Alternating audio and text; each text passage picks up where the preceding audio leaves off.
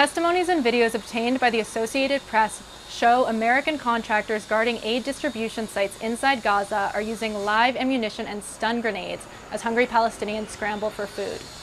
2 U.S. contractors who spoke to us on the condition of anonymity because they were revealing their employer's internal operations said they were coming out because they were disturbed by what they saw as dangerous and irresponsible practices.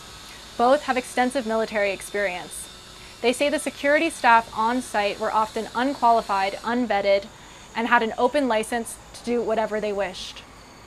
Their testimonies, combined with videos, text messages, and internal reports seen by the AP, provide a rare glimpse into the workings of the Gaza Humanitarian Foundation, the new, secretive American organization backed by Israel to provide food to the Gaza Strip's population.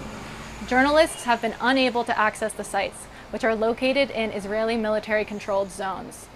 Since the GHF sites began operating about a month ago, Palestinians say Israeli troops fired nearly every day toward crowds on roads heading to the distribution points through Israeli military zones.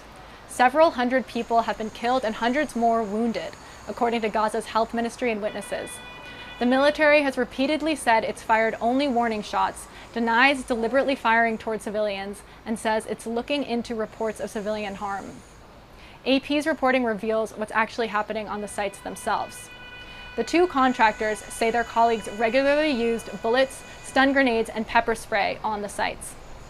Videos that one contractor took during the first 2 weeks of distributions appear to back up the frenetic scenes they described. In some videos he filmed, men in gray uniforms, which he identified as his colleagues, can be seen dispensing tear gas and throwing stun grenades that land amid the crowd. The sound of gunfire can be heard. They can later be seen trying to clear Palestinians squeezed into a narrow, fenced-in passage leading to one of the centers. One photo shared by the contractor shows a woman lying in a donkey cart after he says she was hit in the head with part of a stun grenade. Another photo shows a Palestinian crying after the contractor says he was tear-gassed in the face. To confirm the footage is from the sites, the AP geolocated the videos using aerial imagery.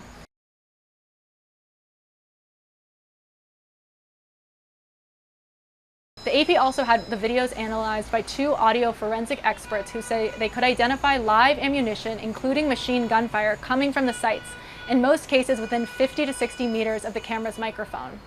In another video, what appear to be heavily armed American security contractors at one of the sites discuss how to disperse Palestinians nearby. One is heard saying he has arranged for a show of force by Israeli tanks. "I don't want this to be too aggressive," he says.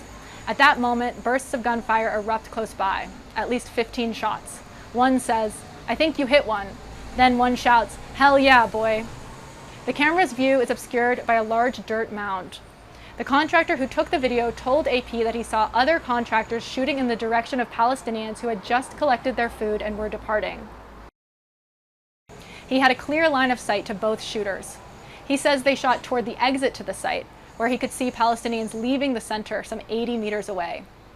He says the men shot from atop a tower above the site and from atop the mound. The shooting began because contractors wanted to disperse the crowd, he says, but it was unclear why they continued to shoot as people were walking away. The camera does not show who was shooting or what was being shot at, but the contractor who filmed the video says he watched another contractor fire at the Palestinians and then saw a man about 55 meters away in the same direction that the bullets were fired drop to the ground. The AP cannot independently verify this account. Both contractors say they were armed with pistols, automatic rifles, and some had machine guns. Audio analysis of another video, taken at night, indicated that machine gunfire came from within 115 meters of the camera. The Israeli military says it's not deployed at these aid sites. In response to our reporting, SRS, the company that handles the operations logistics, acknowledged that it's dealing with large, hungry populations, but said the environment is secure, controlled, and ensures people can get the aid they need safely. SRS says to date there have been no serious injuries on the sites. It says that security professionals had fired live rounds into the ground away from civilians a few times in the early days of the operation as crowd control measures. The GHF says its team is composed of experienced professionals and warned that there were people with a vested interest in seeing GHF fail. UG Solutions, the security company that hired the contractors, said it has an extensive recruiting and training process, including a detailed application process, screening by experts, reference checks, background checks, and weapons proficiency. But the contractors who spoke to the AP painted an entirely different reality. One warned the current GHF system could result in more Palestinian lives being lost in Gaza.